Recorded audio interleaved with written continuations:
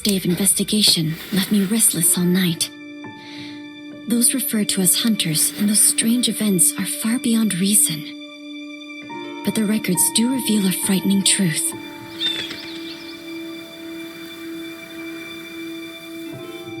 Perhaps I can only find out what they experienced by experiencing it for myself.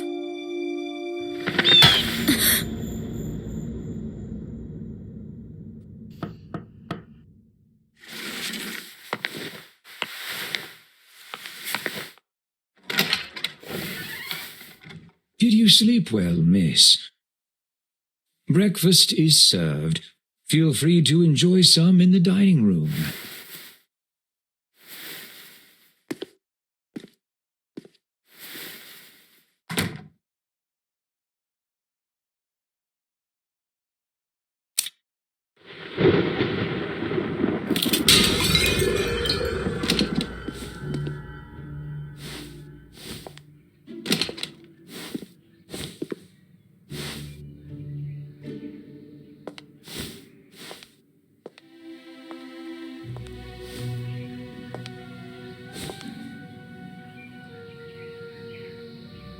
The butler seems to know the preferences of each guest.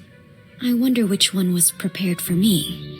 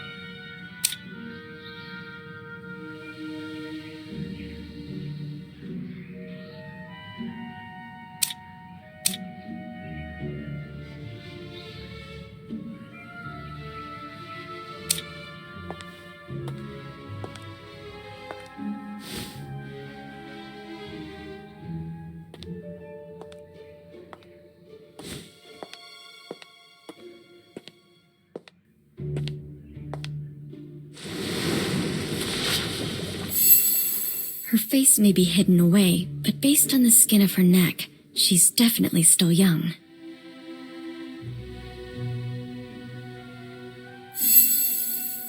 She has a tall and toned figure, so she's either of Eastern European descent or engages in outdoor activities all year round.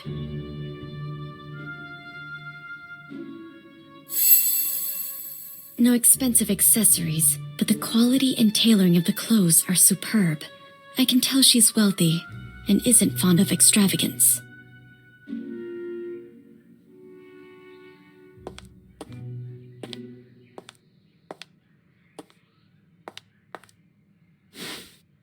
Good morning. You must be Mrs. Plinius. A reporter. Melly Plinius. Nice to meet you. May I ask why you came here? There's a unique species of bees nearby. I'm here to study them.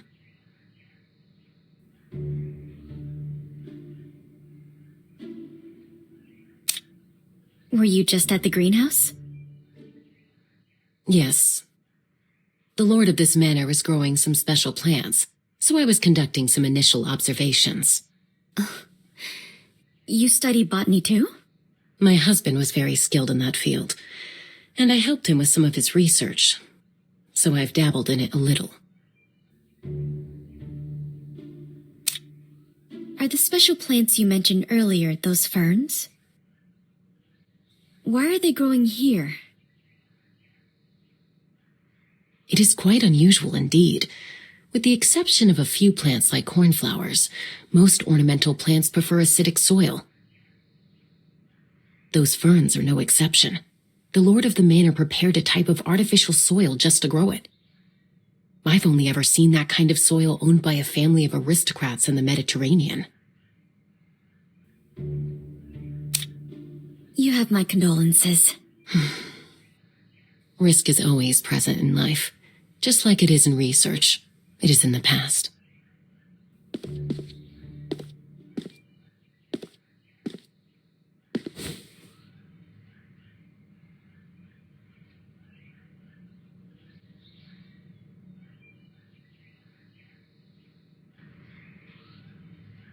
Good morning, Mr. Kreberg. Good morning. I can't tell if it's a lack of rest or something else, but Mr. Kreberg looks a little upset.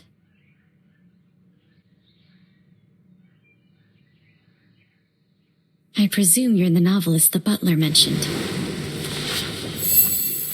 Dressed in the latest design, with carefully groomed hair and accessories. Perfect for a rising star in the world of novelists. There are wet spots on his cuffs that look like the work of dew. Where did he go so early in the day?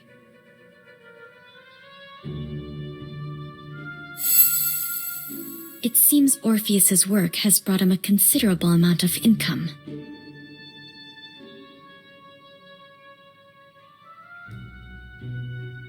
I've read many books written by Orpheus, but I've never met you in the flesh. Good morning, Mrs. Plinius. I didn't expect to see you here. Good morning, Mr. Orpheus. Good morning. I'm Orpheus, a novelist. It's an honor. A reporter. Is Orpheus your real name? Forgive me, miss. Only my pseudonym can be used in public. It's part of my agreement with my publisher. That's all right. We're not here to socialize anyway. Mr. Butler, are there any plans for today? When will we get to meet the Lord? My lord invites all of you to Kreberg Racecourse at the west of the manor this afternoon. Kreberg Racecourse? I thought it was abandoned after that incident. It is as you say, the racecourse is not active. My lord merely asked that all of you go there this afternoon. Besides that, please keep the promise you made upon accepting the invitation. Do not wander around at night, and do not leave the main building before receiving a second invitation.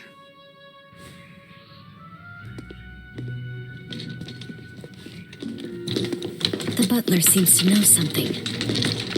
But relatively speaking, I'm more interested in what Mr. Orpheus mentioned.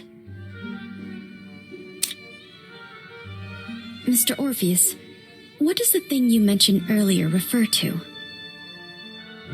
Around 10 years ago, an Irish nobleman, Manus du Capet, acquired this manor. His noble conduct was very popular.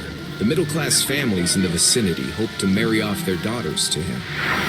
But Manus fell in love at first sight with a noblewoman from Austria, Mary. However, Mary grew depressed after the wedding. The depression was attributed to Mary's lack of suitable social venues. Manus built a racecourse for her. The horse races there soon became the hottest social event in town. Everything seemed to be going in the right direction, until Mary committed suicide in the racecourse, and an ominous air filled the place. The tragedy didn't end there. Not long after Mary's death, racehorses galloped out of the track and caused a fatal stampede, ultimately embroiling Manus in a lengthy lawsuit. Maybe it was the pressure from the claimants, or it was the sorrow from the death of his wife. Manus went mad, and he was never seen again. As for the manor, it was sold off by Manus's creditors.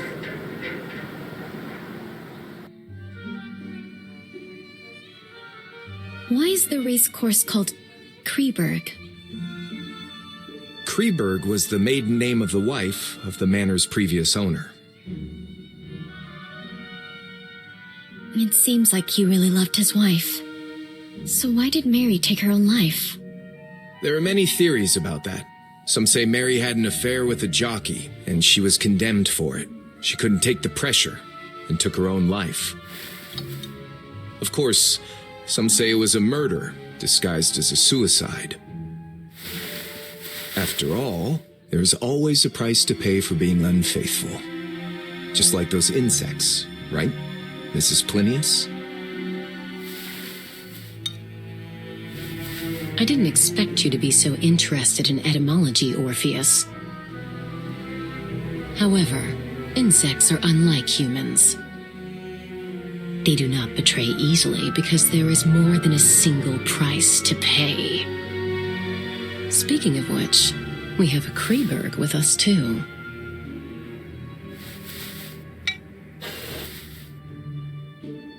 I'm sorry to say that I'm French. Forgive me, but I wish to rest a while longer.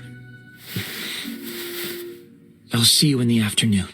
It's common knowledge that the Mary from Austria, whose head and her crown fell together, was from France.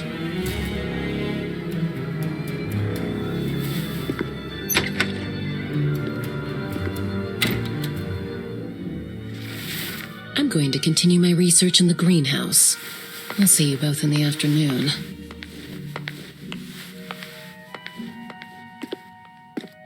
I plan to have another look at the collection in the living room. See you in the afternoon, Miss Reporter.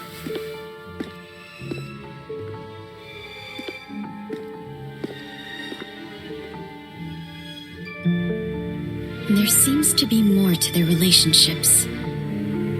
I should get a better understanding of my playmates before the game begins. I'll start with the famous novelist.